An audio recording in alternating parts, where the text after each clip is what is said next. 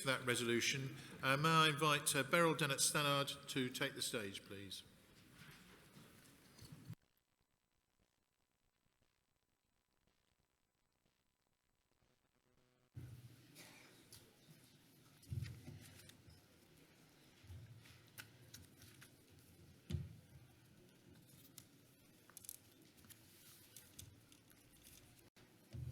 Good afternoon to you all. This conference resolves to receive a presentation on the review into the feasibility whereby all members of the association have the right to vote on association elections and resolutions, along with the details of any proposed changes to the association's governance documents as per Resolution 1, which was carried at the 2018 conference. And my slides aren't advancing. Thank you. So here you have a sight of the resolution anyway. So, sir, fellow members, Beryl Dennett-Stannard representing Council and speaking for the resolution. At Annual Conference 2018, the Wales, Midland and South Western Area Council proposed and the Scotland and Northern Ireland Area Council seconded that Council should undertake a study into the feasibility whereby all members of the association have the right to vote on association elections and resolutions. Annual Conference 2018 approved that resolution with an 82.4% voting in favour. Council established a one-member, one-vote task group under the oversight of the Branch and Membership Committee to take this work forward. As part of its work, the task group organised a plebiscite to examine the feasibility of a direct voting process which, advantageously, allowed members to respond whether they were in favour or not in favour of the one member, one vote initiative itself. The 2018 resolution was to review and report back to Annual Conference 2019, today. This resolution asked Conference to receive the presentation which sets out the work undertaken by the task group, the findings from the plebiscite, details about what changes to the governance handbook would mean, and what the practical implications might be. So Conference 2018 instructed Council to report back to Conference 2019, and therefore Council asked delegates to support this resolution and to receive the presentation on one member, one vote in Conference so that it will form part of the record of the Conference for the future. I would therefore ask all delegates to vote for this resolution to receive the presentation on one member, one vote. Beryl, thank you very much indeed. And Scotland and Northern Ireland, you seconded this last year. Do you continue so to do? Thank you very much indeed. Ladies and gentlemen, akin to Resolution 1, this is a task that's been placed upon us to receive this briefing, and therefore I would like to use the same process that I did for Resolution 1. Does anybody object to having this presentation before them? Thank you. I will take that as a majority, a 100% that we will take the presentation. So if we continue with the presentation, please, Beryl. Thank you. You'll recall then that last year's annual conference, Wales, Midland and South West Area Council proposed this resolution, and it called for Council to conduct a study into the feasibility of the association introducing a process that would enfranchise all our members of the association with regard to the association's elections and resolutions at annual conference, and it required that a report be made to you at conference today. And you may recall that this resolution was passed last year with a substantial majority, and that John Tisbury from Wales, Midland and South Western Area, who has been a long-term advocate of the concept of one member, one vote, he was selected to chair the task group on behalf of the Branch and Membership Committee, which I chair.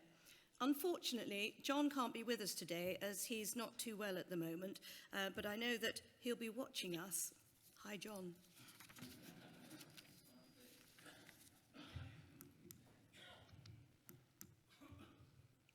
I've got another technical failure here. Thank you.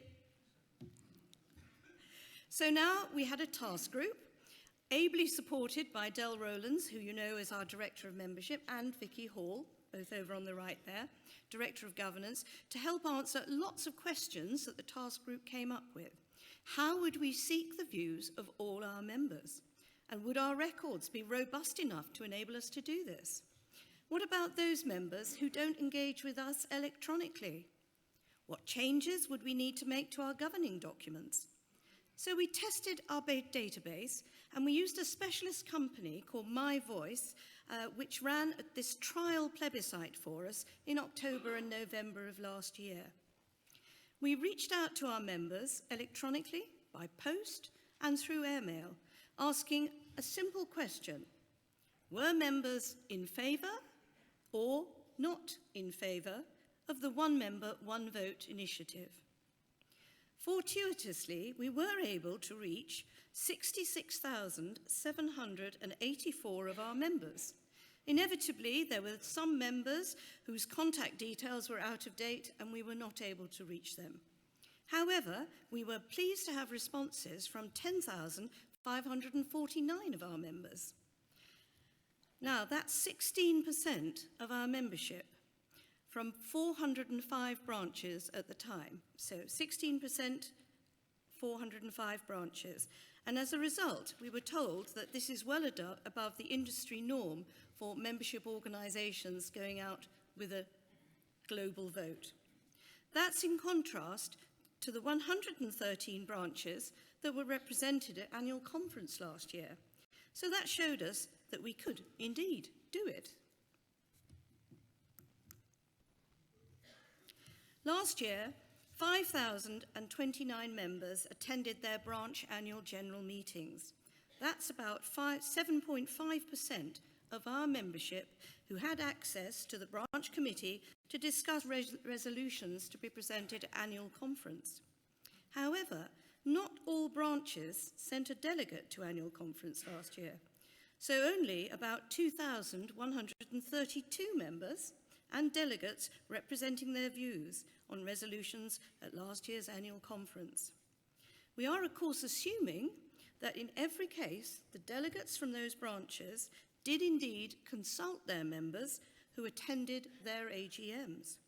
So in framing the question for our trial plebiscite, we elicited that 77% of the responders were in favour of the concept of one member, one vote, and there were 23% who were against. Now, going back to the matters of AGMs,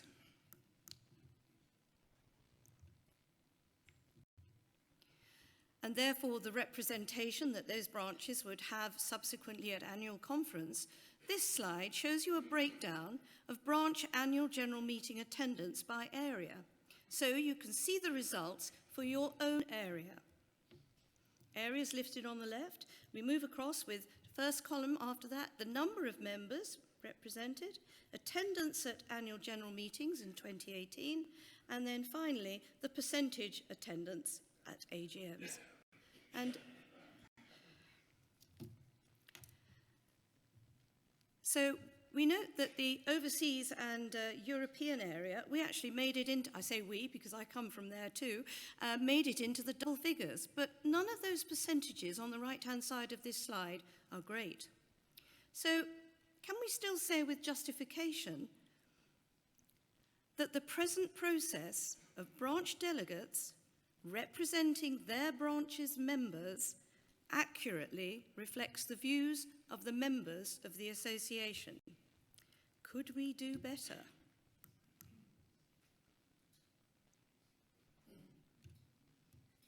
Now this slide shows you the breakdown for the responses to our trial plebiscite by area.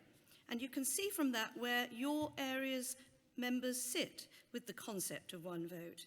And it's broken down by branch area in the first column, the numbers responding to the plebiscite in the second column, and then finally whether the members were against the concept of one member, one vote, or whether they were in favour.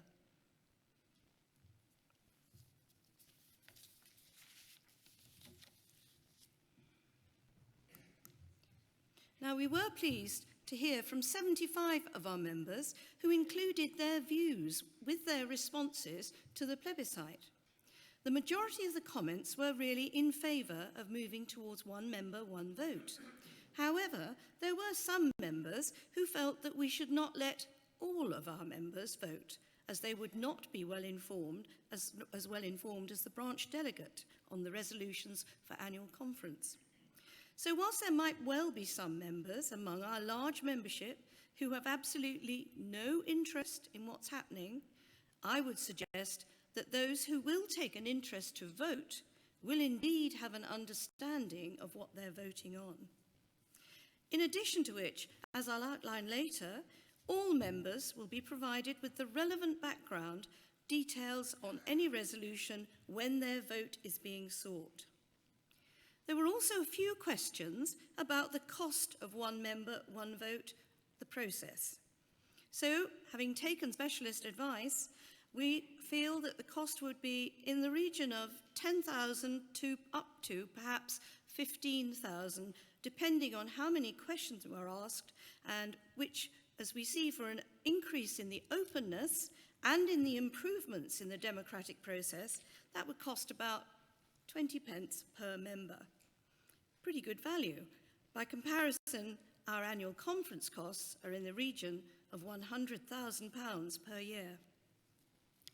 One of the major concerns that prompted Wales, Midland and South Western Area Council to propose one member, one vote last year was the increasing closure of branches and the need to future-proof our association. To future-proof it against the time when, and this is if the current trend continues, more of our members will not have a close connection to a branch. How do we still enable our association's annual conference to reflect members' views in that circumstance? Now we'll take a look at the plebiscite responders by age. And on this slide you'll see, even if you can't read the detail, the youngest are on the left and the more senior members are senior in age that is, are on the right-hand side of this slide. And the red section, they're the ones who voted in favour of one member, one vote. And the contrasting dark blue along the bottom there, that is those who voted against in the trial plebiscite.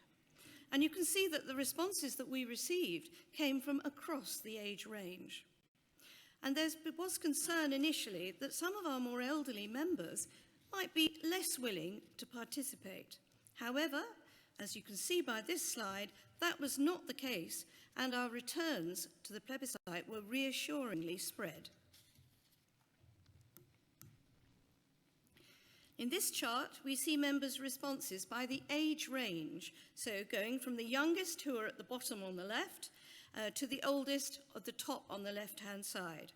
And this time we have, if you look at your votes, on the red, just to confuse you, we've swapped them around this time, the red were against the change, the proposed change towards one member, one vote, whilst the blue section, as you can see there, those are the members who voted in favour.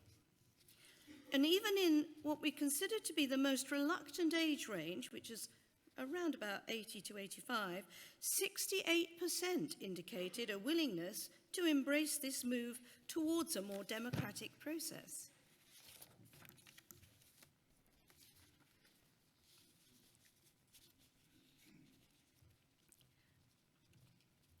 So, how could our process for one member, one vote work? How could we ensure that those voting would have enough information upon which to take a view? Well, obviously, we would communicate by airmail, using the members' portal within our association's website, and in the area newsletters. But I hear you ask, what about the process? So this slide, and if we start right at the bottom where it says members, let's just assume that we've got a member called Mrs. Jones who comes from the Long Island branch, say. And she may have an idea for a proposal that she would like to become a resolution at her branch. So, our Mrs. Jones presents her ideas, and she goes to her branch committee, who help her to formulate a resolution from her initial ideas and proposal. This resolution would go to the branch at their annual general meeting and would be minuted with their views. If they were in favour, it's a non-binding vote at this stage, if they're in favour of her resolution, or if they were against it, and why. And that would all be recorded in the AGM minutes for that particular branch at Long Island.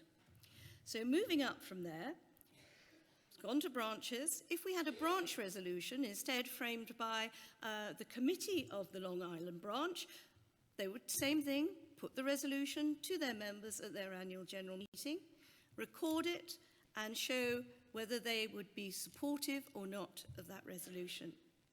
And at that stage, it then moves on up to the area annual conference.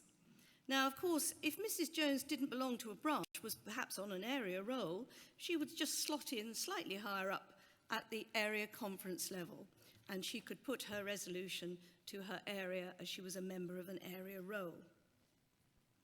So moving on up from that, you will see that there's a dotted line running down the left-hand side here that shows the influence of the annual conference committee, who would be on hand to pay what we call the honest broker to ensure that the resolution was appropriate and would guide the branch or the member of the branch and the area on progressing that resolution. Once again, non-binding vote to show with the arguments that were for and against that particular resolution. So in the meantime, on the right-hand side, you've got council. Same process. If council has a resolution to put forward, non-binding vote, guidance from the annual conference committee, and then that would go to annual conference committee for presentation at that stage. So now you've got the resolution from wherever it started, an individual, a branch, an area, or from council, and you've got the arguments for, you've got the arguments against. And at that stage, then we would go into the area conferences, moving on up to the actual voting process for one member, one vote, and then the results would be announced at annual conference. And I hear you say, does that look like the death of annual conference? Not in the least, because there are still many things that that are essential for us to complete at an annual conference. We have a legal requirement to do. So, following on from last year's resolution asking Council to undertake a study into one member, one vote, the task group was formed.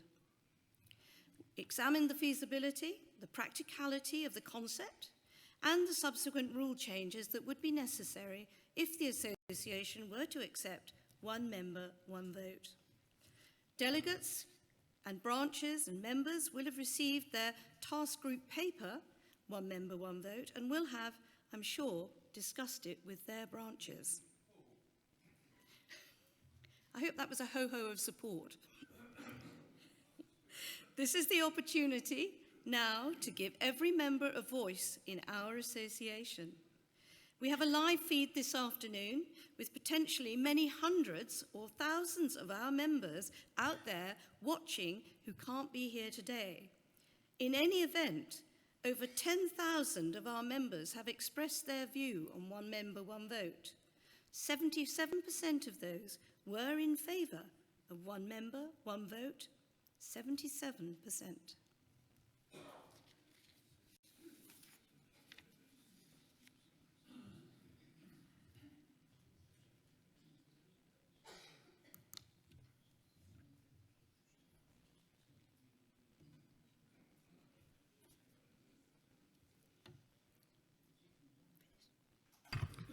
Thank you, Beryl.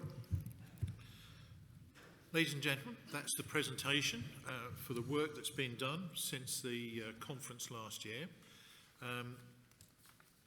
The information's been there, the conversations have been had, and now we move to consider that in terms of the so what. The so what, therefore, being a resolution. This resolution, because of the scale, the magnitude of the import, should it to be carried, will need to have a 2/3 majority. The way in which the voting system is set up currently is that there is a yes, no, and abstain. With the 2/3 majority requirement, an abstain is a no vote. So therefore, if one wishes this to move forward, and everybody who is a delegate, whether they press the button or not, because of the number of delegates here, that vote will be considered. It needs to be 2/3 majority of the 122 delegates that are here. So everybody needs to press a button, but bear in mind, if you press abstain, that will be considered a no vote because of requiring a 2/3 majority. Is that clear to everybody? Is anybody unclear? Excellent, thank you. Beryl, would you please move forward with the proposal for resolution number 3? So this conference resolves that following the feasibility study by Council in response to the resolution passed at Annual Conference 2018, that all members of the Association are given the right to vote on association elections and resolutions through a direct vote of the membership. Council recognises that this resolution represents a significant change for the Association and is aware that there have been healthy discussions at branches and areas. Whether we like it or not, change is inevitable and a great opportunity for our association. The association that we know today has undergone many changes since its original formation: merger, name changes, incorporation, numerous changes to the charter, the rules, the bylaws, and regulations. Throughout it all, the association has remained true and faithful to its original purpose, dedicated to the welfare of serving and ex-serving Air Forces personnel. The association has always been a membership organisation. We're the largest single-service membership organisation, and continued growth is one of our key strategic objectives, with the aim of reaching 100,000 members by our centenary. And over the last 5 years, we have recruited just under 34,000 new members. But our membership profile is changing. We have more young members and a greater number who are serving. But we know that this is not reflected in the demographics of those who attend and run our branches. In addition, as you will have heard the Secretary-General say in his presentation, more of our branches are closing. 16 branches have closed this year alone. So one member, one vote would give members and their branches the opportunity to influence and shape our association for the future. At present, only branch delegates have the right to vote at annual conference. And this has been our voting model since the association was formed 90 years ago in the 1940s. We had 200,000 members then, and the branch delegate structure was a practical solution. Just imagine trying to organise an annual conference for 200,000 people in post-war years. So with the benefit of 21st century communications, our trial plebiscite has already established that individual voting is both feasible and it's financially viable. In any event, it's right and proper that the association should review its processes so that they remain fit for purpose and in an ever-changing world, that is. So the right to vote at the annual general meeting is surely a defining principle for a membership organisation. Today's votes will be cast by you, the branch delegates. And in this room, we have delegates representing 121 of our branches. Interestingly, we also have members here today from a further 14 branches who have chosen not to attend as delegates and therefore cannot vote, nor do they represent the members of their branch. How delegates should vote on annual conference resolutions is not prescribed in our governance handbook. And even if we assume that all branch delegates vote as instructed by their branch AGM, that decision may not have been unanimous. And figures indicate that in 2018, the average attendance at AGMs was just 7.5% of our membership. So on that basis, those branches that sent delegates to conference 2018 would have represented around 2,100 members, which is about the same number as those represented here today. We have 74,000 members, yet only 2,100 members have a voice through their delegate here today. In contrast, 10,549 people, members of our association, responded to the trial plebiscite. Indeed, only a little over 100 branches are represented here today, yet over 400 branches had members who responded to our plebiscite. While some members have expressed disappointment with the numbers responding, 66,784 members were contacted individually. We received 10,549 responses, which is almost 5 times as many members as was represented at conference last year. Our membership is growing and the demographic is changing, and as I have just mentioned, only a small proportion of branches attend and send delegates to annual conference. And the votes cast by those delegates, many of you, represent an increasingly small group of members of branches.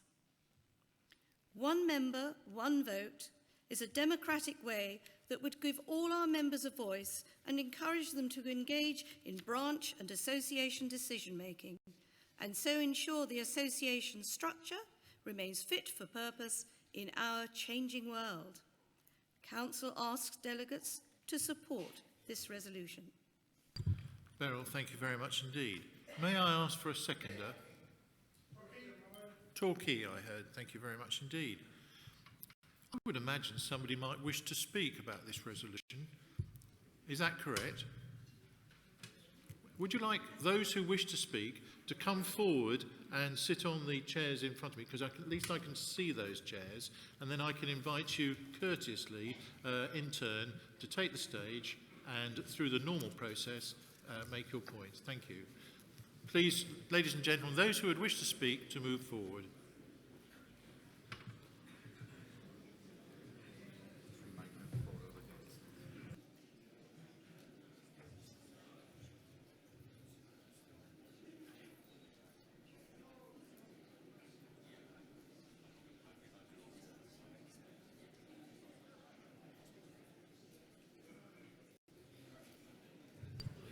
So I see there are 9 delegates who would wish to speak.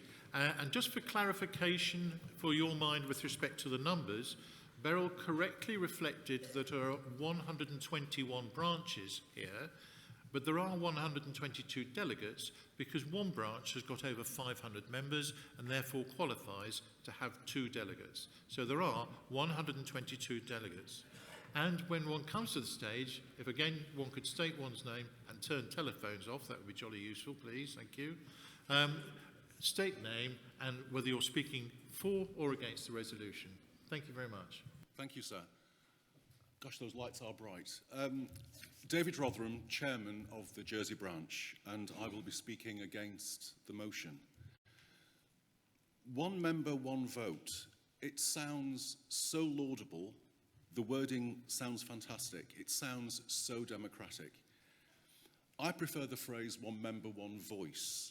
And here we are at conference, and to me, that very word conference means where we confer. It's where we debate, not throwing things at one another.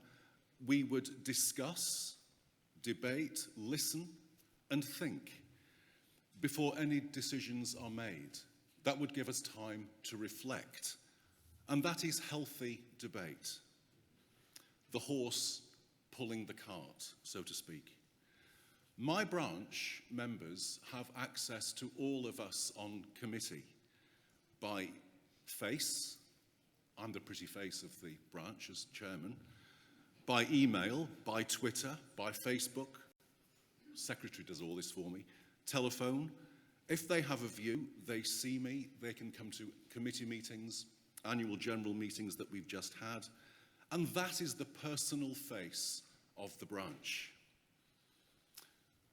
Rather like an MP, I was elected to vote here as delegate. And one would hope that one's Member of Parliament will represent his constituents. No comment.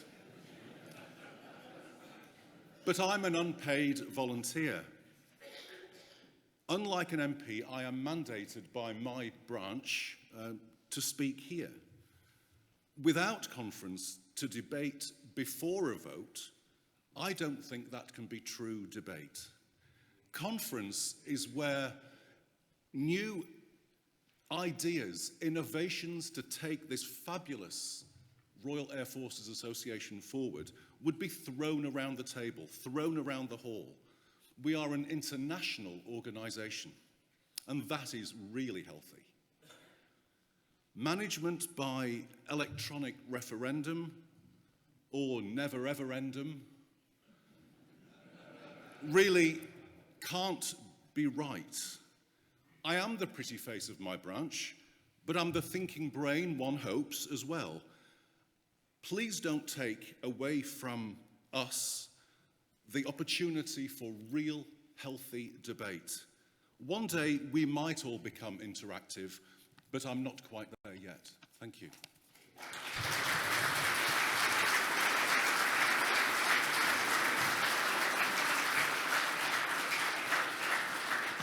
Thank you very much indeed. And clearly, admitting that one has a pretty face, you must have been a Harrier pilot at some point. Okay. Thank you. And the next person who would like to speak, please.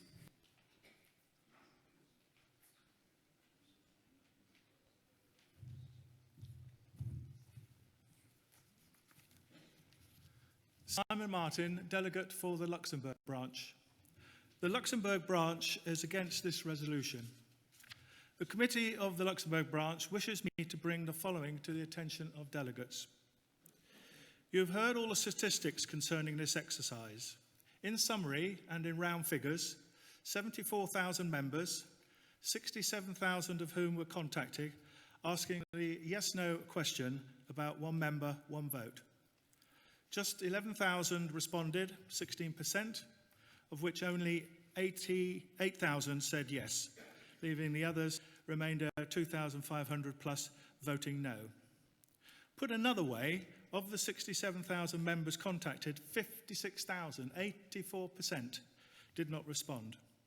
This is an overwhelming percentage and should be taken seriously. If only 16% answered a straightforward yes-no question, surely an even less number would respond to all the paperwork surrounding an annual conference.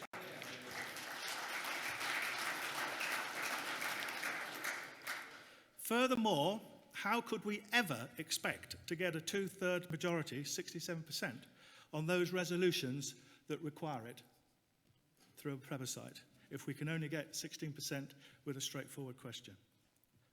Today, 121 branch delegates are here representing about 30% of our branches, and notwithstanding all the figures you had, I'm sure if we looked at it, they would be representing about 25,000 of our members, which is again about a third of our membership. Surely a better representation of the whole membership than the 16% showed with the one member, one vote. The Luxembourg branch believes that the statistics speak for themselves, giving no mandate to take this matter further. Remember also that at an annual conference there could be emergency resolutions or amendments to resolutions.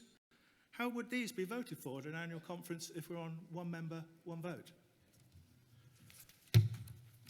Finally, this resolution should be considered together with other resolutions today.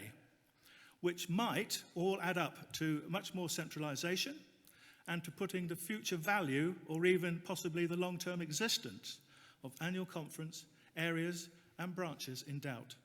Please, delegates, do not vote for this resolution.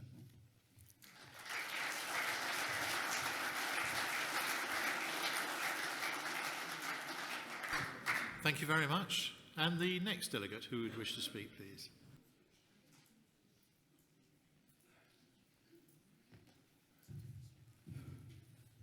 Sean Whitelaw, delegate for Erne Prestwick branch, mandated to speak for 400 members. I supported this motion at area conference last year, and I continue to do so because I think paying the fee entitles you to the same benefits as the man or woman sitting next to you. However, I object to the use of statistics to deflect from the importance and the work carried out from the branches. As I sat at dinner last night, the deeds that I saw projected on the wall and the faces were your deeds and your faces. The people who not only come to conference, they come because they can come. President, earlier you said we should exercise financial responsibility. I think 2/3 of the branches, or a great deal of them, are exercising financial responsibility by not coming here. It's expensive, and I think the further they are situated from Birmingham, the more financial responsibility they are exercising. It's a matter of money. But I believe in the one man and one woman should have the vote in the association. But let's say the people represented here today who come to conference, who go to the branch meetings, are the public face of RAFA, they're the doers, the movers, the beating heart and the cutting edge of RAFA. Let's not diminish that. Support the motion, but keep your importance and keep your pride. Thank you.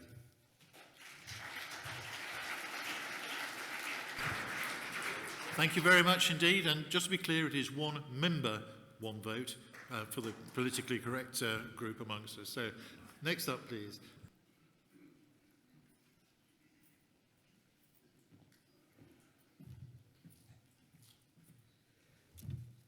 Bob Bertram, Chairman, Edinburgh, Lothians and Borders branch, and to follow Sean's lead there, I'm mandated to speak for 540 members.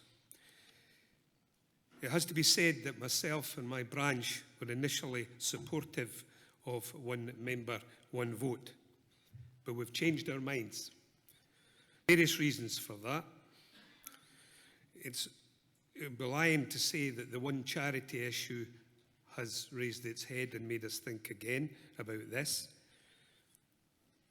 We believe that the one member, one vote, based on the membership, the members taking part fully, is only a veneer of engagement and democracy. It's diluting the influence of branches, and it's a continuing move for the centralisation that we're experiencing at the moment. The question has been raised already, using electronic postal votes, where is the debate? Where are the questions and answers? There's also a danger of special interest groups using this system for their own ends, and I'll leave it at that. Because sometimes the reasons for this resolution is based on the lack of communication with our members from the branch level. There is the trial going on at the moment, which Edinburgh Lothian Borders are part of, the branch admin portal, which once it becomes live, I understand, will give each branch the opportunity to communicate with all its members, whether they be online, whether they be by email, telephone or by post.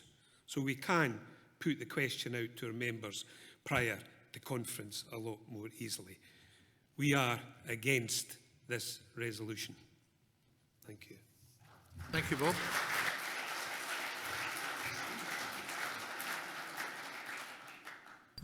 The next speaker, please.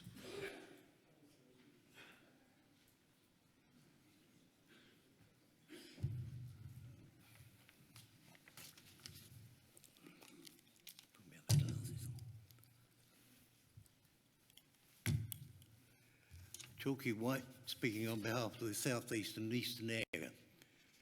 The area are opposed to this resolution.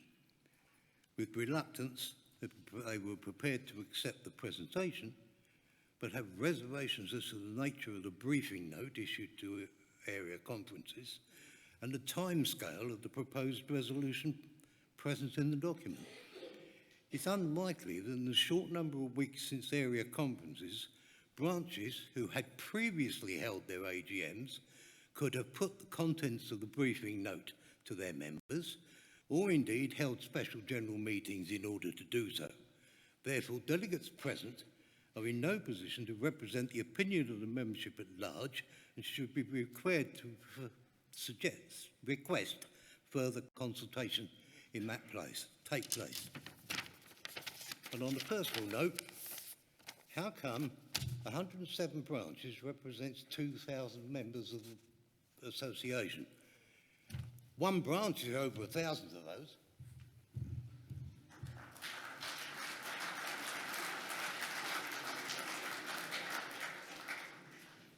Just for my education, the comment that you were making with respect to process and time that you've had to consider the documentation, has that documentation been delivered and received within the prescribed time that sits within our guidance?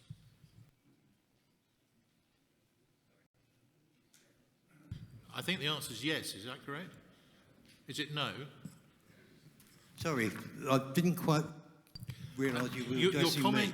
Your comment was, you made a comment with respect to process and the time that you have had to consider the papers for conference. The papers were originally presented, the first time I saw one was at our area conferences.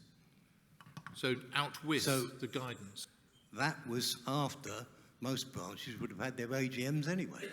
Right, okay, thank you, I've got that. And the next person to speak, please.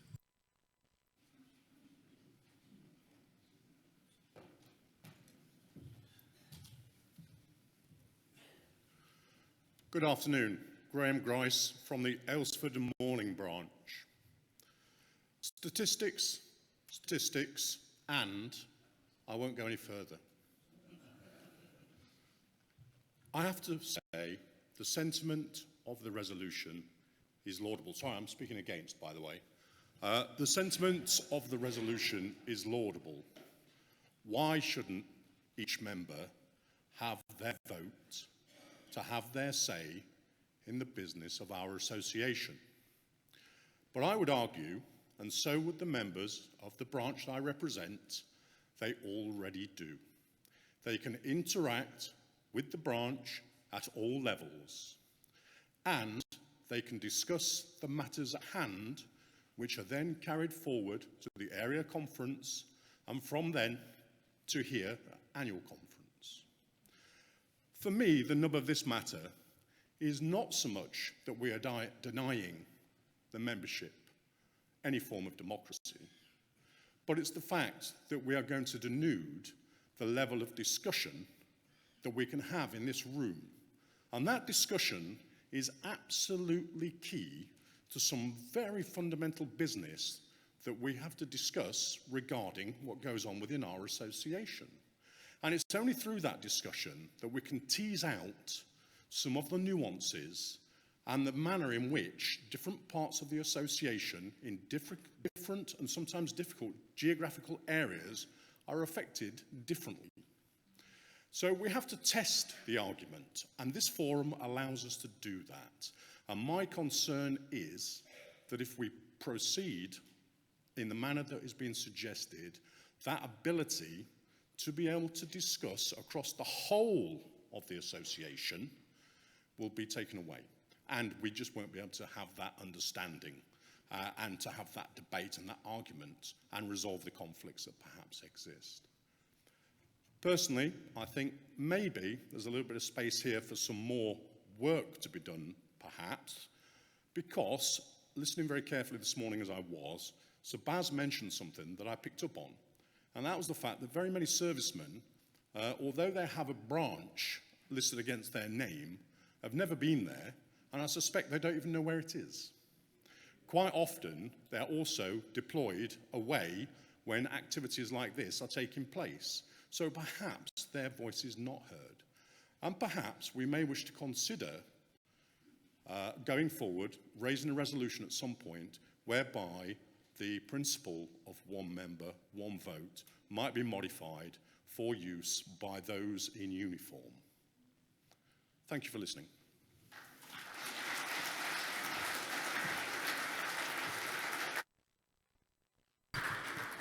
Thank you very much indeed. And I trust that note has been taken with respect to a alternative that was within the response given in that discussion. I can't see the face of the... John? Yeah, thank you. Who would like to speak next, please? Thank you.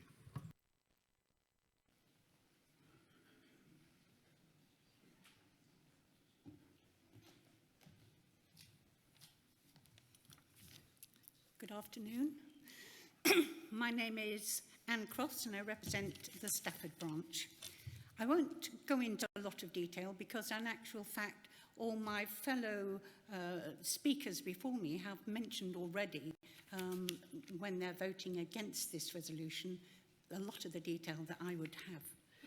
I would like to draw the attention to the membership at large, that's the majority of whom it's conceded never engage with a local branch or area, will only ever receive one side of any proposal, but then be asked to vote without the full facts and without working knowledge of the day-to-day functioning of the association.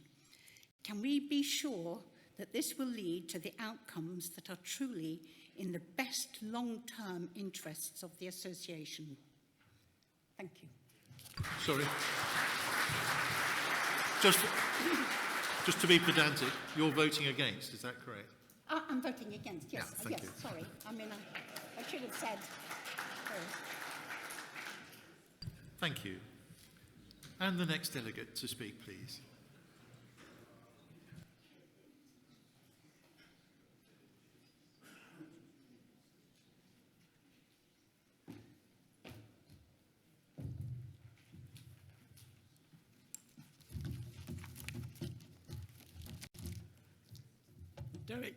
Derek Tilford from the Solihull branch against the motion, the resolution. We're very pleased to see so many of you today in this sunny day coming to our local area. We are a membership organisation. With difficulty, we managed to get the figures of our membership, and we have 4 types. We have life members, we have association members, full members, and the GAYE service members. And from the records that we received, it appears that we have 25 life members, 25 GAYE members. That's a total of 50 out of a total of 131, i.e. over 30% of our percentage. If we take the slide that was this morning shown to us all on the constitution of branches, the figures shown for the life, the associate and full members was 42% and 58% making up the life members and the GAYE. The life and the GAYE members, whilst they are members of our branch, very rarely attend. The life members don't seem to have the interest, and the service members don't have the time. So we would be embarrassed in any votes where the numbers of those people could overcome the votes of the ordinary members, who invariably are more up-to-date on what's going on. If we take the figures that were given to us with regard to the actual poll that was taken, out of 66,784 as reported, 8,148 were for the resolution, 2,401 against. That's a total of 10,549 out of the total of 66,784. 56,000 didn't vote. So that means that then of that 10,000 who did vote, another 56,235 were happy enough with the status quo not to vote either way. The Charity Commission, it says in here, have asked that if any change is to be made, it is a review of the association as a whole. Therefore, the fact that only 8,048 voted in favour of the resolution, whereas 58,636 did not voice against it, I would say that there is not an overall majority of the association being reported to the charity commissions, which is why we are against the resolution. Thank you.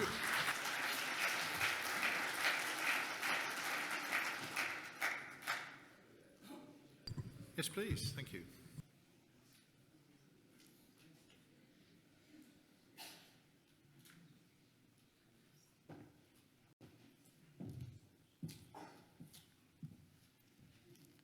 Michael Ravel, Market Trading Branch, speaking for this resolution. We've been tasked today by looking forward, modernising ourselves, adapting the association to meet the needs of the future. We've all read the blurb, we've all heard the stats, but this is the way ahead, and I think it's a no-brainer. My branch is made up predominantly of serving members and old and infirm. Well, by that I mean those who don't like to go out in the dark and during the winter months. When we had our AGM, we had a resounding vote for, and I came here as their delegate with that vote for. But if I look at the stats of my branch, I'm here as a delegate representing 10% of my membership. That is not democratic. All of my members, and I say all of my members, do have access to computers. And one of my members celebrated his 100th birthday in January, and he has a computer. So the access to our membership is not diminished by age, as somebody inferred earlier. 65 doesn't make you old and infirm these days. What we need is greater engagement. We need to modernise. We need to be more democratic. This is the way ahead. One member, one vote. Conference, make it happen.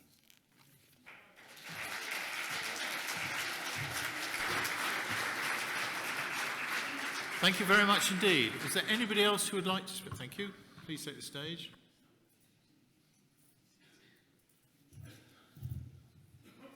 David Hodgson from the Morecambe and Lancaster branch.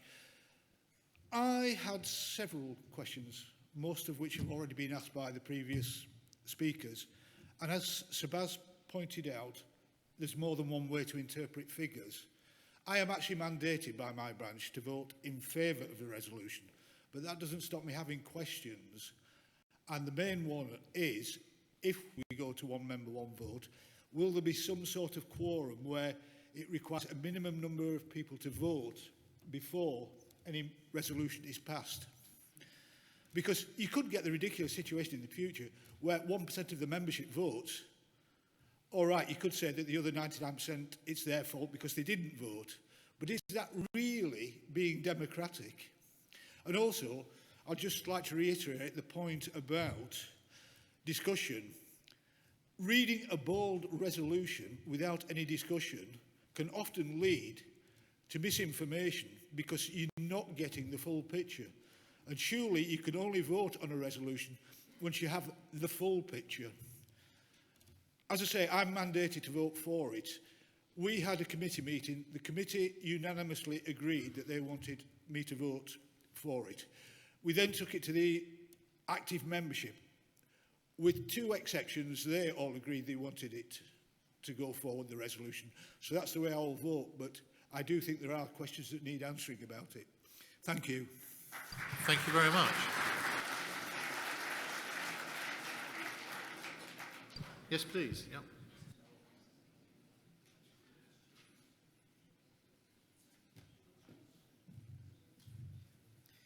Good afternoon, Conference. I'm Wing Commander Stuart Geary, AC Base Support Wing at RAF Marham and also Chairman of the RAF Marham branch. I wasn't going to speak today until I heard the debate start up this afternoon, but I think it's right for me to stand up and just reflect the views of the service community that makes up 700 members of the branch at RAF Marham. The people we have at the station are young, intelligent, clever, wise-thinking individuals, but they don't have the time and often are not able to engage in branch meetings on a regular basis. But they are very, very capable of reading information, assuming that information, and making up their own mind. As you've seen today, the demographics of the new members joining the association are some of those youngsters. Those younger members are joining us. I sincerely think it is the right thing to do to allow those members to have their say about our future. Therefore, from an RAF Marham and a personal view, I think one member, one vote is exactly the right thing to do, and I will be voting in favour of the motion. Thank you very much.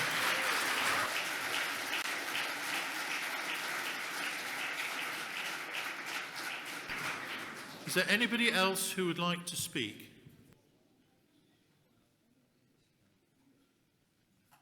Thank you, and I do sincerely thank those 11 people who spoke, both for and against, and now invite Beryl to have the right of response. Thank you. Thank you, Baz. It fills me with enormous pride to see so many of you here today expressing your views, thinking about what we've put forward for you to consider. And I'm especially grateful to Stuart Geary for reminding us about the fact that we now have 40% of our membership are under the age of 50. On your station, considerably more are under that age. So we, along with many other membership organisations, we have to look to the future, and we have to ensure that we are fit for a modern technological era. And if we fail to engage directly with our membership, and bear in mind that silence from your members doesn't mean there's concurrence with what you're doing. It's important that we engage directly, and it means that if we fail to do that, those who follow us, we'd be failing them. So failing to seek our help and assistance, perhaps even in the future if they need us. So I know I've quoted a lot of figures to you today, but the important thing is that actually we don't have a quorum for many of the votes that we take, only for certain ones that involve changes to our rules and to our governance. So no system is perfect, as I said before. All our members have value, and one member, one vote is really giving them the opportunity to have their say. Remember Mrs. Jones from Long Island? She might have just been shouted down at her branch in previous years when she suggested something. Under this scheme, her proposal would turn into a resolution that could go all the way to the top to be voted on by all of our membership who want to engage in our association. And we're not taking away the opportunity for debate. You have that opportunity for debate at your branch. You have that opportunity at your area conferences. And that debate is important to engage our members. So I would ask you to reconsider and look at the options that this would present us. A modern, engaging, valued membership. One member, one vote. Thank you, Beryl.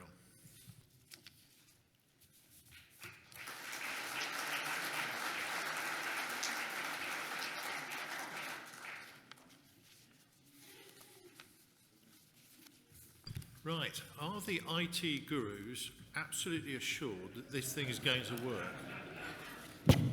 I'm waiting for a message back on my left. Yes. Ladies and gentlemen, just to repeat, this resolution would require a two-thirds majority to go through. Consequently, anybody who votes for an abstain or takes an abstain is actually a no vote, and would like to now offer up to you, the delegates, to please vote on the resolution.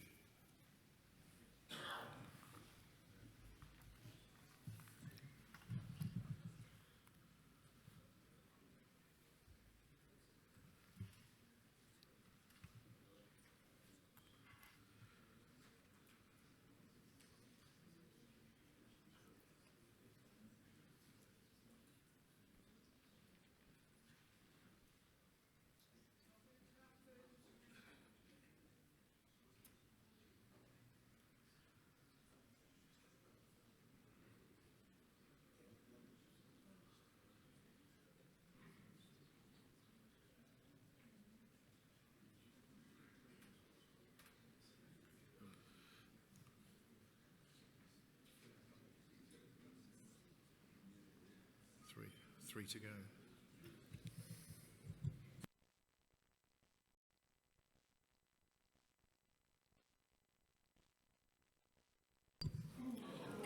Thank you.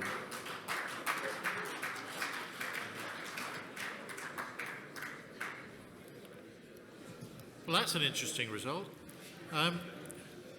Therefore, the resolution is not carried because we did not achieve the requirement for the 66%.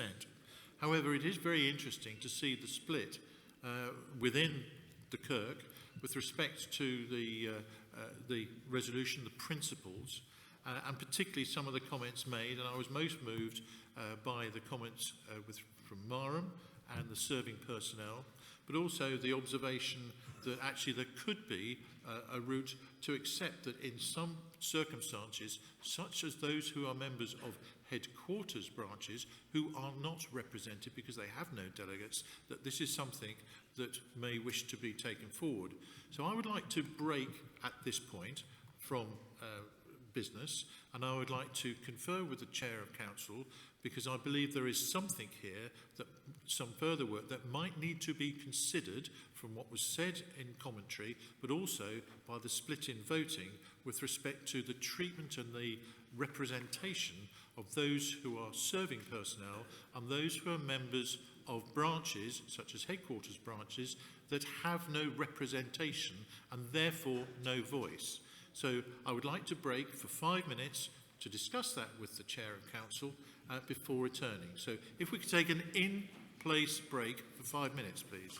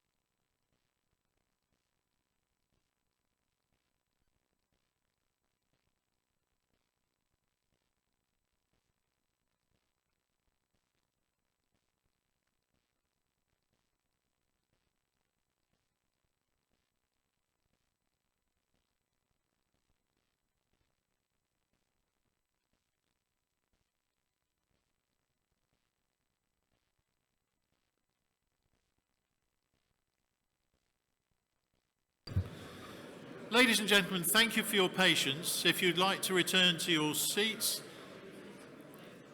and we will return to conference duties.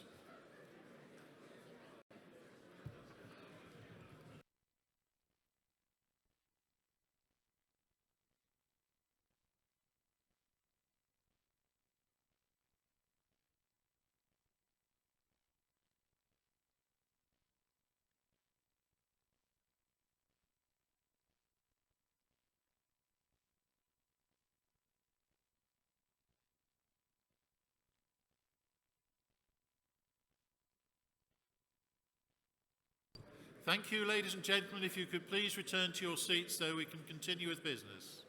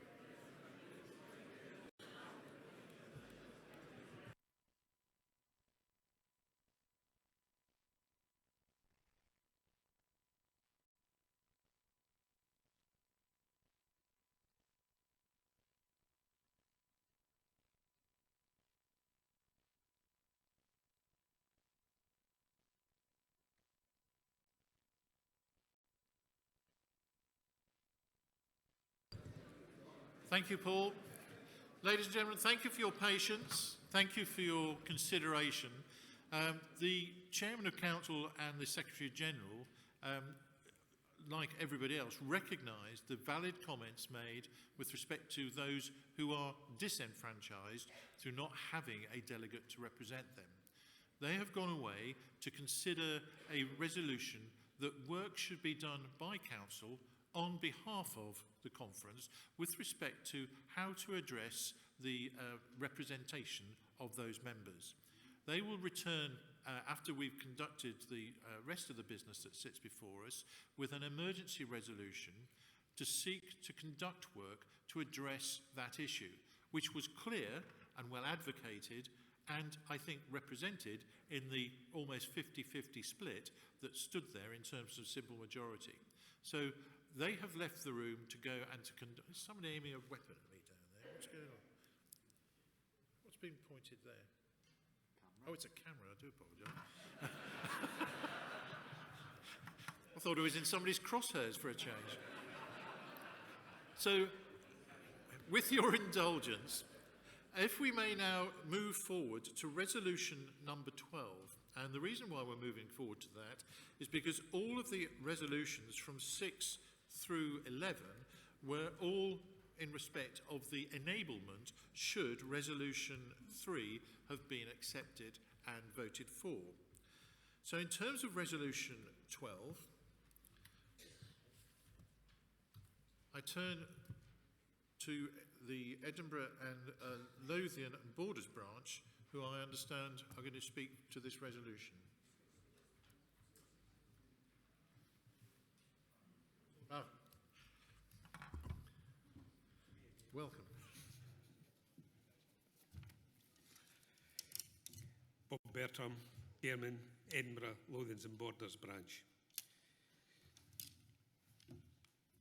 The wording of the resolution is there, and it's mainly about amending to add the word associate after ordinary or life so that these regulations are changed to read. There should be another slide. Yep. So I can't see as far as that. So that Area Regulation 7.5 is amended accordingly, Area Regulation 7.7 likewise, and Branch Regulation 9.6 likewise. These resolutions, as we understand it, only require Area Regulations 7.5 and 7 and Branch Regulation 9.6 to be amended, therefore does not require Privy Council approval. The change would regularise the eligibility for office requirements so that there is consistency and equality and opportunity for all members across Council, area and branch officer positions. These changes would not have a detrimental effect on any individual member, branch, area and would rectify an existing anomaly, particularly for associate members. And I know she's going to kill me for this, but it would be remiss of me not to give credit for instigating this resolution to our branch secretary, Susan Kidston, who not only is branch secretary, obviously she's an associate member, Wings Organiser, Air Cadet Liaison Officer, also Scotland Northern Ireland Area Councillor, and from this weekend will be the Scottish Northern Ireland Area Representative on RAF Council. As an associate member, I think this proves the need and the point of this resolution, and the branch asks you to vote accordingly. Thank you.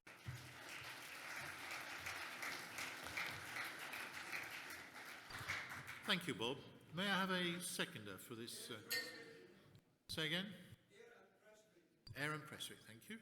And would anybody like to speak for or against? If so, please come forward, and there's just one by the looks of it.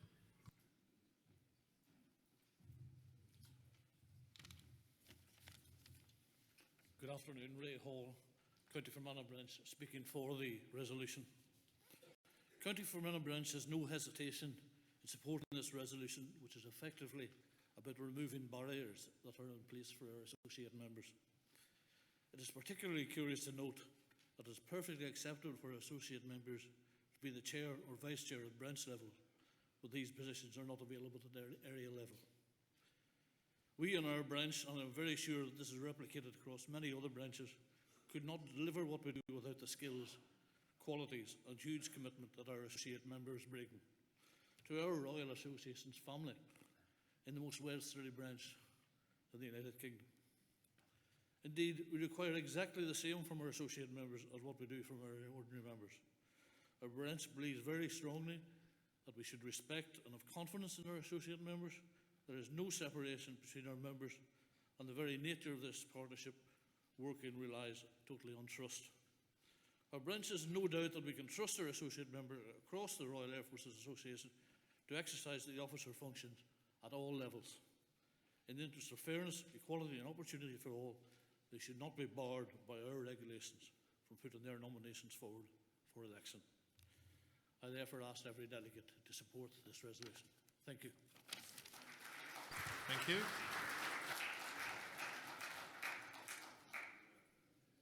Would anybody else like to speak for or against this resolution? And Bob, as the only speaker was for, I gather... oh, hello.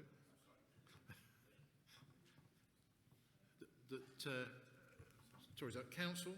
Yep, please come forward.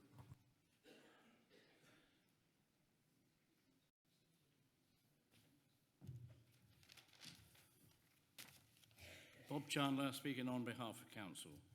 Mr President, Council Delegates, this resolution seeks to address an anomaly in the Governance Handbook. As currently drafted, the area regulations, the branch regulations, prevent an associate member from being elected as vice presidents or officers of the area or as a president of branches. All other positions within the association can be held by the associate members.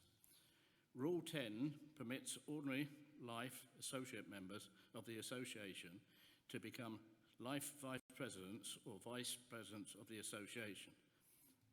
Bylaw 9 permits any ordinary life or associate member to be appointed or elected to council.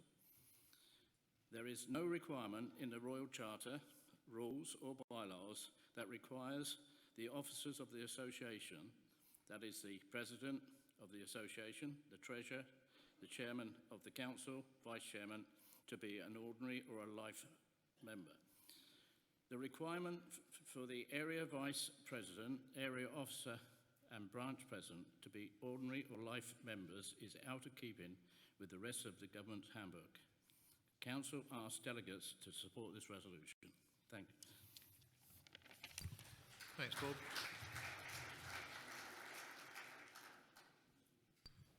And may we now please move to vote on this resolution. Thank you.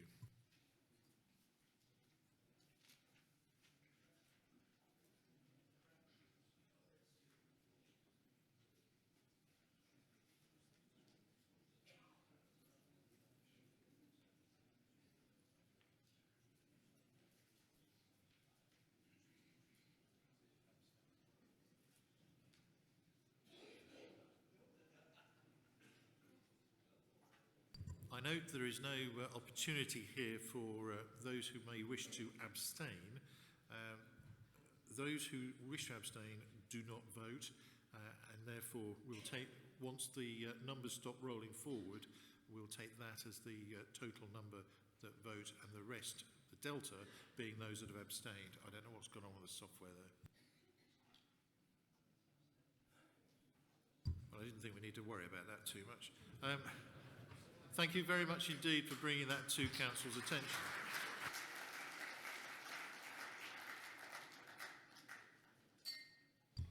Now moving forward to Resolution 13, and I understand that's going to be spoken to by Melton and Mowbray.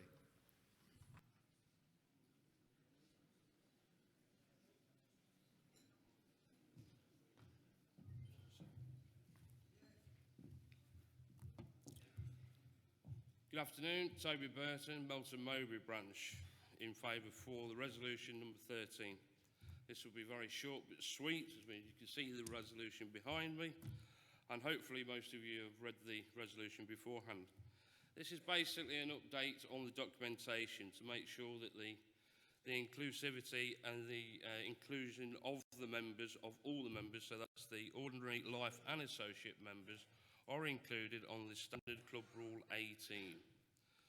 So I urge everybody to vote for this resolution and go forward, and hopefully we can involve everybody in this situation. Thank you. Thank you, sir. Thank you very much. May I ask for a seconder, please? Did I hear Leicester there? Thank you very much indeed. Would anybody like to speak for or against this resolution? Do we have a council member who wishes to speak? Frank always wishes to speak.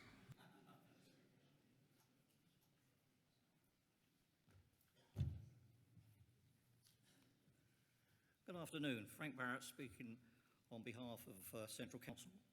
Mr. President, Council, Delegates, Council recognises that this is a potential for confusion and misrepresentation of Standard Club Rule 18. If only ordinary and life members of the branch are deemed to have applied for ordinary membership of the club, it begs the question, what about associate branch members? If this resolution is passed, it will make it clear to all members of a branch, whether ordinary or life or associate, are deemed to have applied for club membership. Council views this resolution as a tidying up exercise and asks delegates to support this resolution. Thank you. Thank you, Frank.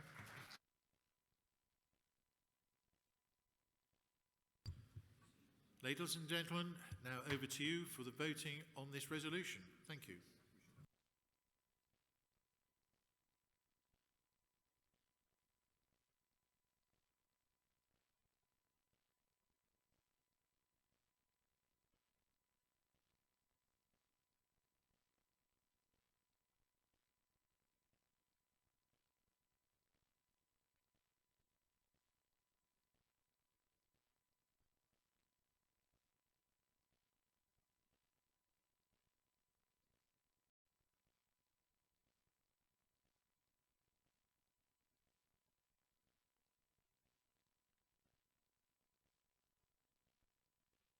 Thank you very much indeed. That's overwhelmingly accepted. Doesn't business run smoothly when the Secretary General and the Chairman aren't in the room?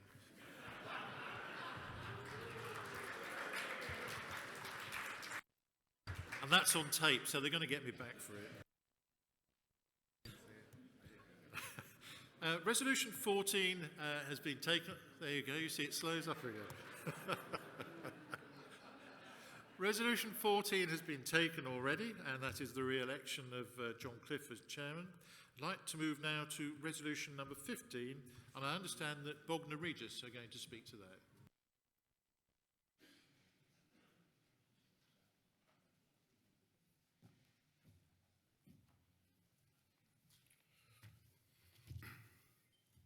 Good afternoon.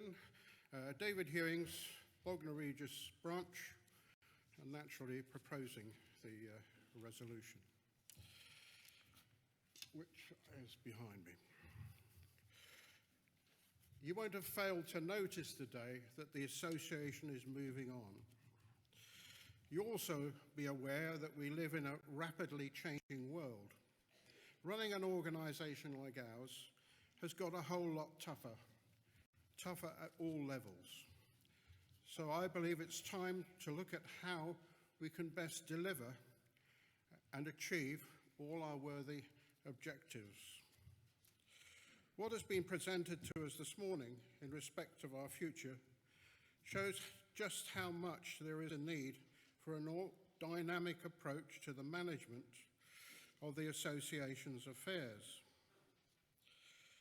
We have various aspects, compliance, for instance, our hotels, the Care Quality Commission go into those hotels and they inspect them. If they raise something, it can be seen as a black mark against the association. They're not providing a service to us, they are the regulator.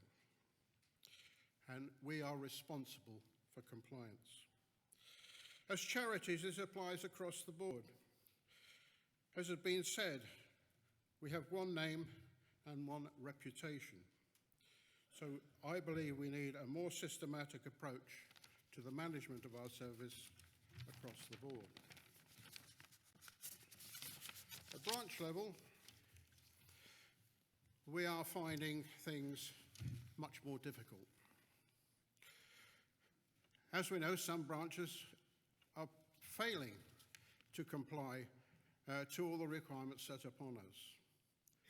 This does not mean we are not doing our best to meet them. More, a lot of us out of our depth without the systematic approach that we need to support us.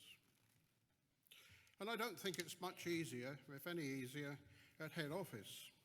There's an awful lot of good work going on there, as we've heard this morning. But in my book, what we need is an underpinning processes to deliver the results. I do not believe our current administrative structure best meets the requirements needed to deliver our charitable purpose, now or in the future. Looking at our overall structure, the RAF family tree, this could well do with a review. For example, the regional committees are not functioning as well as in the past. Area councils and branches, communication between them is weakening. And for example, for the eastern area, currently there are only 9 council members representing 90 or so branches, which is questionable in itself. Our management processes, and of course there are many of them, are contained in the administrative handbook. This is an unwieldy tome which is not the easiest document to work with. It cannot be readily updated when changes need to be made and is consequently usually well out of date. I believe the association would benefit from having an administrative structure aimed at providing, naturally, what we want, services that best meet the requirements of the RAF family and also satisfy the applicable statutory and regulatory authorities. We want systems that efficiently support those delivering the services, both at head office and at branch. As has been said this morning, we need a focus on continual and timely improvement and corrective action. And for the benefit of the governing body and regulators, systems that generate evidence of conformity to the administrative processes and statutory and regulatory requirements. In proposing this resolution, I'm drawing on both my experience with the association and from my professional career over the last 36 years. I've helped a wide range of types and sizes of organisations to implement systems that support their purpose and give the regulatory authorities confidence in the responsible and compliant provision of their services. The time is now right for the review, hence the purpose of this resolution, which I commend to the conference. Thank you. Thank you very much.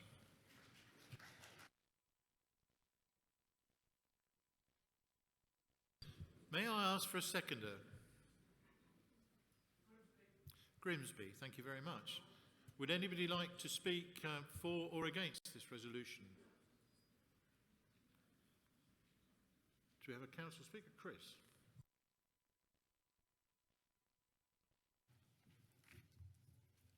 President, Council, Delegates and Conference, Chris Goss speaking on behalf of your Council. Council supports this initiative from the Bognor Regis branch to undertake a review of the administrative structure and structures of the association. The area construct was first set up after the Second World War in 1945, after which the association's membership rose to a peak of around about 200,000. Since then, it was reviewed in 2004 when the areas as we know today were created. However, in the past 15 years, no further review has been undertaken, during which time the association has changed significantly. I should stress that during this 15-year period, from 2004, almost 30% of branches have closed, a reduction of 136 in total. It is therefore essential that the association ensures that its structure remains fit for purpose in 2019 and beyond. It is paramount that the association continues to provide the necessary and essential support to its branches and members in order to deliver its vision and mission, championing the interests of you, our members, and our beneficiaries, and establishing and maintaining the association as the leading provider of welfare services for the RAF family. Council believes now is the time to undertake a type of review proposed by the Bognor Regis branch. I would therefore ask all delegates to vote for this resolution. Thank you very much. Thank you, Chris. Ladies and gentlemen, over to you to vote on this resolution.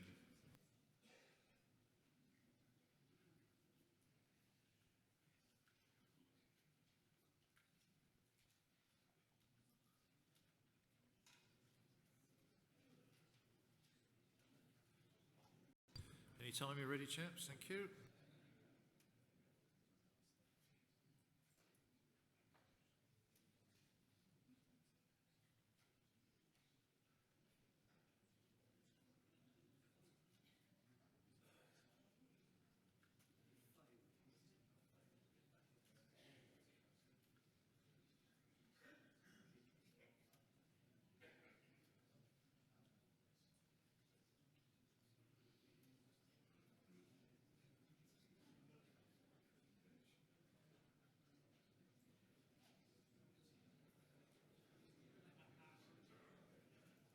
Thank you very much.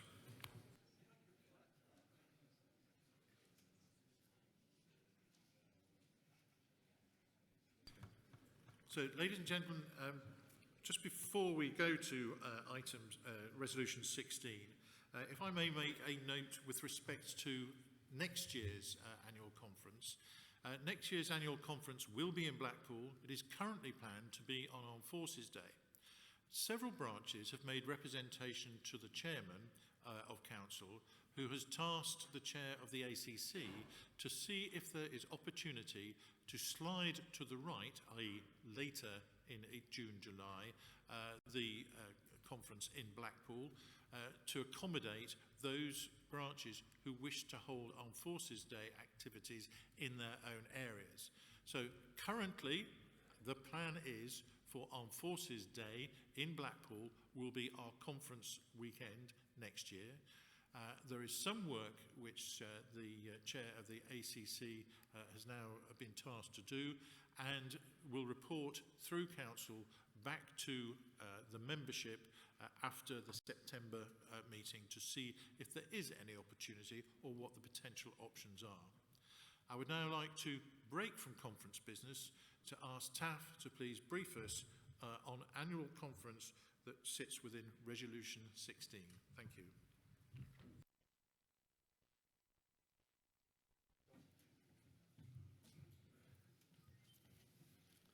Conference. Thank you very much for giving me my permission to speak at my conference again. It's always a pleasure to speak to you and not just talk about process and procedure. Bit of fact. This year is the largest attendance we've had at conference for many years. There are almost 500 people here, and the majority of those people are coming to the Gala Awards dinner tonight, and hopefully on Sunday, if you haven't got too many sore heads, the majority of you will attend one of the 8 workshops after prayers. This is a big event, and it worries me because it could get even bigger. But we need the right venue and the right location at the right cost to ensure the association gets the best venue at an acceptable cost. If I press my buttons.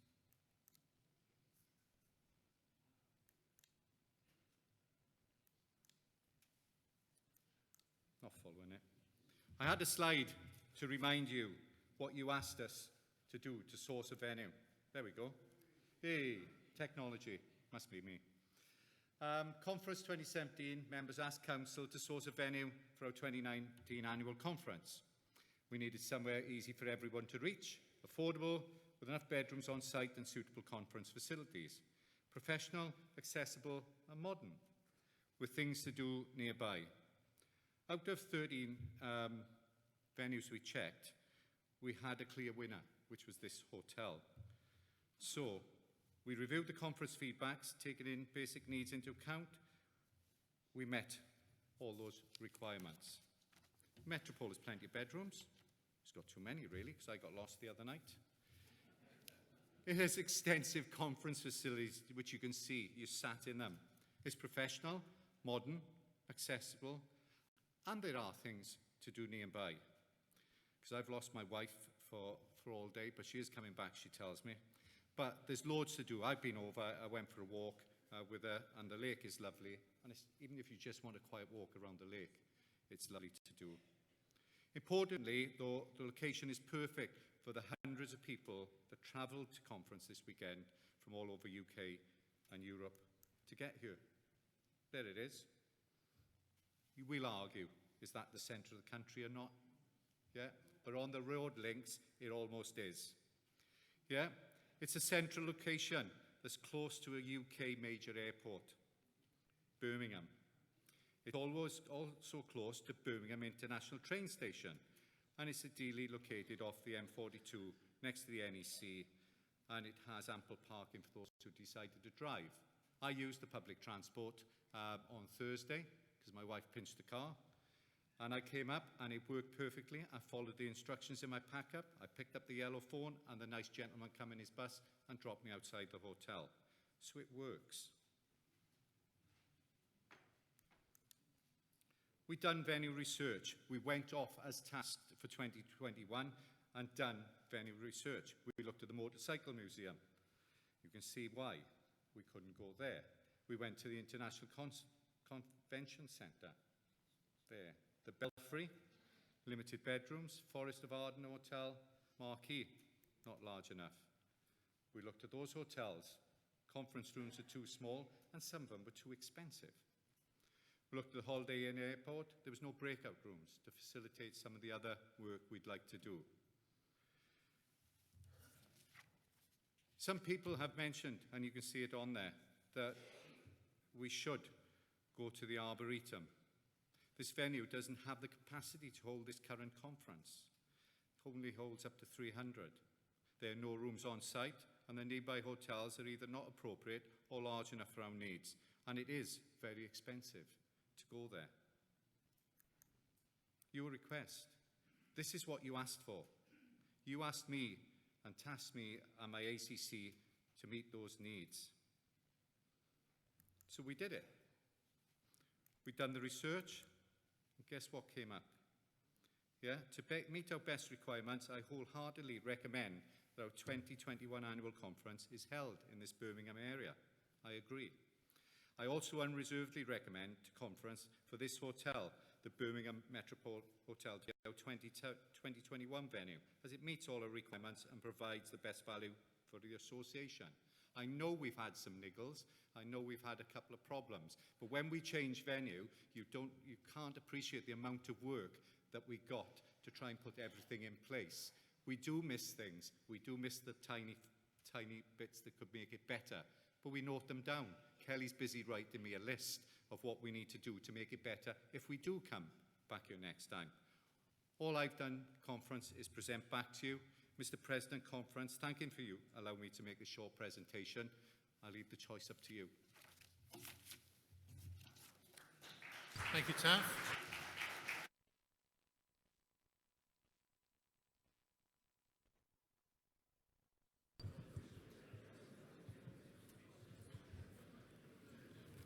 Ladies and gentlemen, can we go straight to the vote on that which was proposed?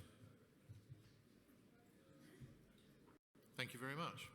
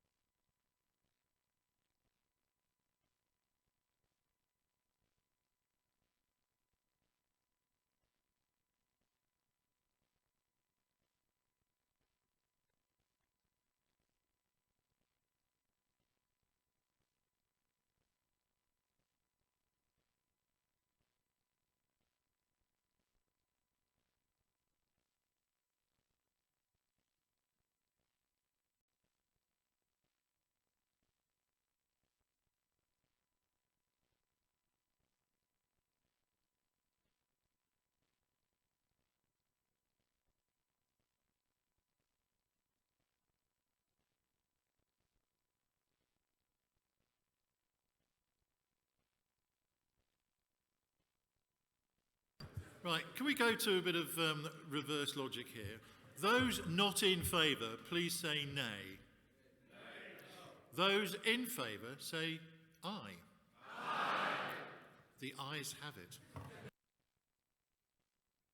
Thank you for your support.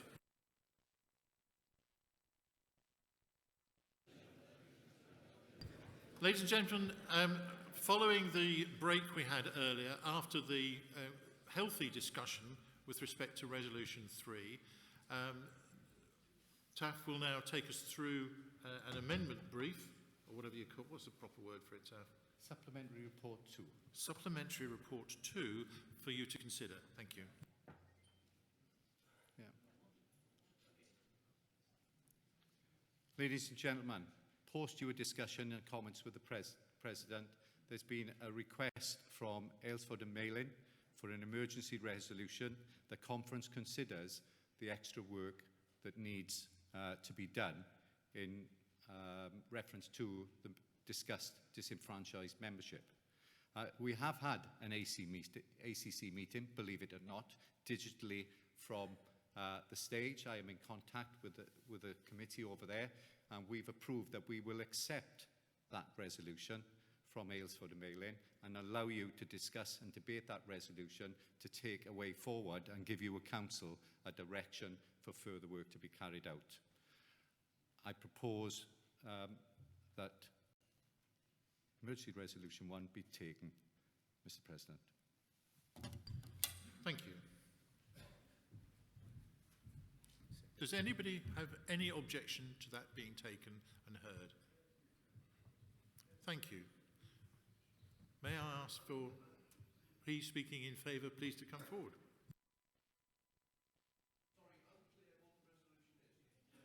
You'll see in a second when he puts it up.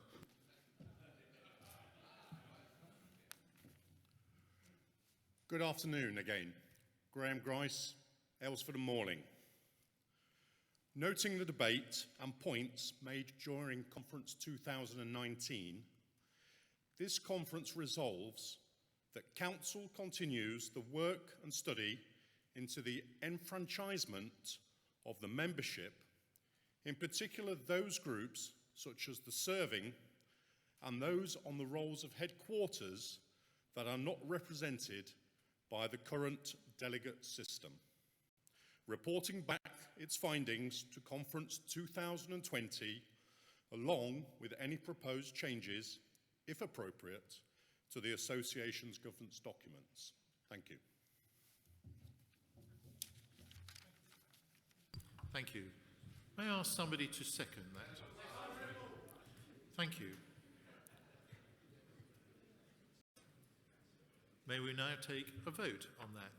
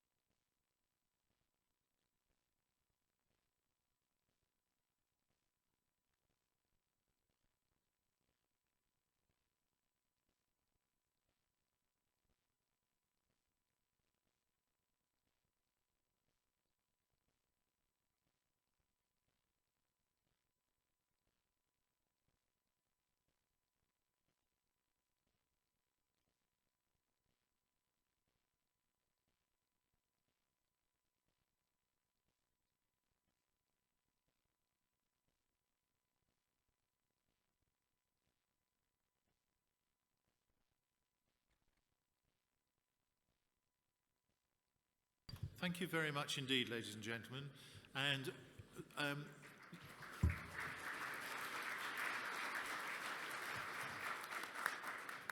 for the process gurus amongst you, there may well be some comment with respect to how I have dealt as chair with the ayes and the nays and getting things on the table. However, I believe I've represented the body of the Kirk in terms of conducting business, and I thank you very much indeed for your support. But note that we may well not have crossed one I, or even dotted an I, and crossed a T as we went through the process. But we have delivered the output that was required, and I thank you very much indeed for your patience.